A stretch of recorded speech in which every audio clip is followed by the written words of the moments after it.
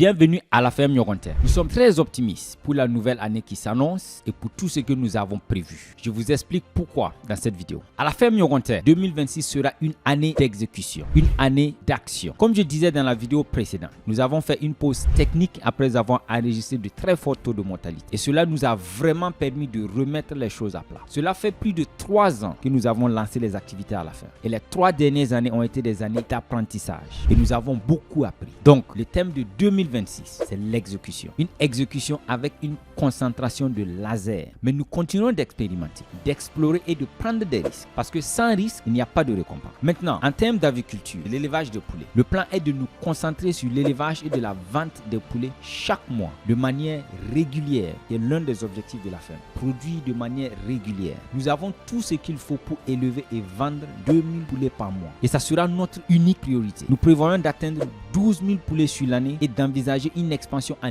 2027 si tout se passe bien. Avec une nouvelle gérante de la ferme, c'était l'occasion de remettre les choses à plat. Donc nous avons apporté des changements à nos procédures. L'un de nos défis est l'acquisition de poussins de qualité à temps et de manière régulière. Donc nous prévoyons commander des œufs fécondés de Courailer auprès d'un importeur pour les faire éclore nous-mêmes, mais à partir d'avril. En attendant, nous allons précommander et prépayer les poussins afin de sécuriser nos besoins. Nous vendons déjà en direct aux consommateurs, mais la majorité de nos poulets est achetée par des revendeurs à des prix 2 fois dérisoires. Donc nous prévoyons de développer fortement nos ventes directes aux consommateurs. Nous avons déjà une liste de restaurants qui s'intéressent à nos poulets. Donc le plan est de conclure des accords pour les approvisionner chaque semaine. Et pour cela, nous devons assurer un approvisionnement régulier et une production régulière de poulets à la ferme. Sans ça, nous n'allons pas pouvoir fidéliser ces restaurants. Maintenant, en termes de production d'asticots, j'ai une surprise pour vous concernant la production des asticots de mousse soldat noir. Donc, je vais garder les détails pour plus tard, mais vous allez aimer. Donc, restez connectés pour plus d'informations dans une de nos prochaines vidéos. En termes d'azola, malgré les problèmes d'eau et la baisse de production,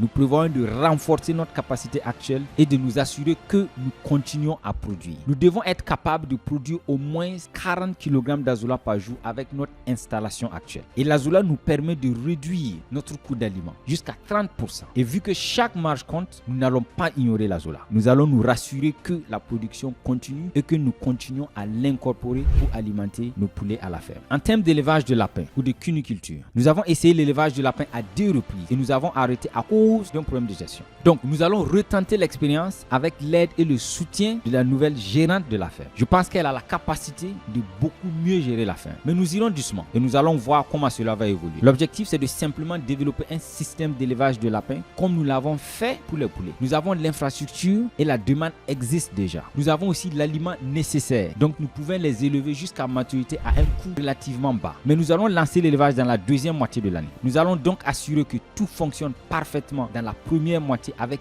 l'élevage de poulets avant de commencer quoi que ce soit. Lorsque, dans la première année de l'année, nous sommes rassurés que l'élevage de poulets va à bon train, nous avons les poussins à temps et qu'il n'y a pas de problème de gestion, c'est là maintenant que nous allons considérer ajouter les autres activités, l'élevage de lapins. En plus de l'élevage de lapins, nous allons aussi expérimenter. Nous n'allons pas nous lancer, mais nous allons aussi expérimenter avec l'élevage de cailles. Donc, nous voulons continuer à explorer et à expérimenter. Ça fait partie aussi de notre politique et notre vision pour le futur. Donc, notre prochaine initiative sera de tester l'élevage de cailles. Cela ne demande pas beaucoup d'espace et nous avons déjà l'aliment pour les nourrir. Nous allons donc mener un test pour voir si c'est rentable. Comme mentionné plus tôt, nous voulons nous concentrer sur l'approvisionnement des restaurants. Beaucoup d'entre eux nous ont demandé si nous avions des cailles et des lapins. C'est pour ça d'ailleurs que nous voulons aussi réessayer l'élevage des lapins parce que nous savons que la demande est là. Les gens nous demandent chaque jour si nous avons des cailles et des lapins. Donc je sais que la demande est là, mais il nous faut nous rassurer de la rentabilité du projet. Nous ferons un essai pour déterminer les coûts et le temps nécessaire pour produire, pour élever et vendre les cailles. Et si c'est rentable, nous allons lancer l'activité aussi dans la deuxième partie de l'année. Maintenant, en termes de formation, nous allons rendre nos sessions de formation plus régulières. Nous avons déjà proposé des sessions de formation en élevage de mousse soldat noir et de production d'asticots et en culture d'azola, mais de manière ponctuelle, avec un nombre limité de participants. Mais la demande est constante, donc nous préparons des sessions plus fréquentes, peut-être 2 fois par mois. Je ne voulais pas me focaliser très tôt sur la formation, je préférais maîtriser d'abord notre production à la fin. Mais là, je pense que nous avons tout ce qu'il nous faut pour offrir des formations très pratiques à la ferme, basées sur notre production même à la ferme. Donc les gens peuvent venir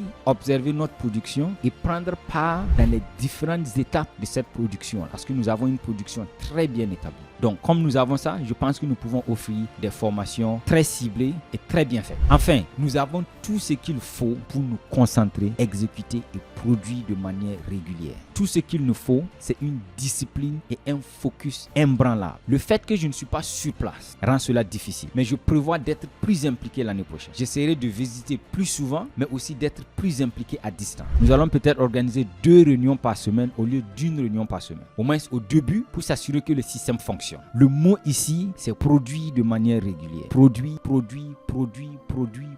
C'est la production qui donne les revenus. C'est la maîtrise de la production qui diminue les coûts de production et qui nous donne des bénéfices plus élevés. Donc, nous allons nous concentrer, nous allons exécuter avec une discipline et un focus imbranlable. Donc, voilà ce que nous avons comme plan pour 2026. C'est tout pour la vidéo d'aujourd'hui. Comme d'habitude, j'espère que vous la trouvez utile. À bientôt et rendez-vous dans la prochaine vidéo.